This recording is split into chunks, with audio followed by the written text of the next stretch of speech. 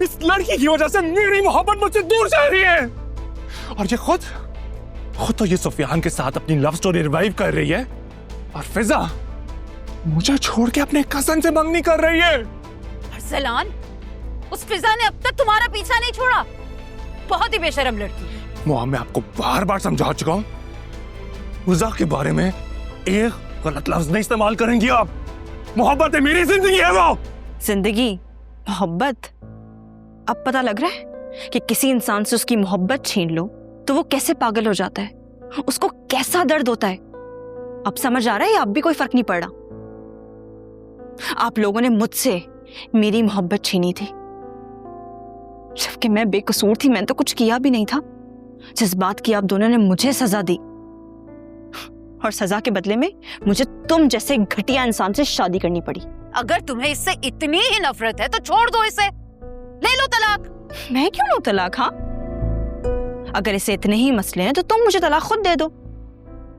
लेकिन मैं जानती हूं तुम ऐसा कभी नहीं करोगे, क्योंकि अगर तुमने ऐसा किया तो तुम इस घर में खड़े रहने के काबिल नहीं रहोगे ना। और अगर मुझे इससे तलाक लेनी ही होती ताई अम्मी, तो मैं इससे शादी ही क्यों करती। और एक बात याद रखें आप दोनों, कि जब तक मैं आप दोनों को तबाह और बर्बाद नहीं कर दूंगी ना, मैं तो इस घर से जाने वाली नहीं हूं। तुम हमें तबाह करो, इतनी औकात है तुम्हारी?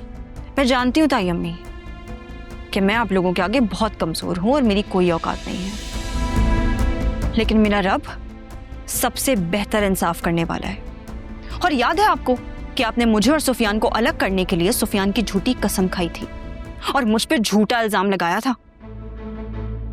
और उस वक्त ना ताई अम्मी, मैंने अपने रब से सिर्फ एक ही इल्तिजा की थी कि वो मेरी सच्चाई का गवाह बनेगा। और मुझे बताऊं क्या लगता है ताई अम्मी, कि आप दोनों का बुरा वक्त ना बहुत करीब है। मेरी शायद दुआ कबूल होने वाली है, तो खैर मना के रखें अपनी।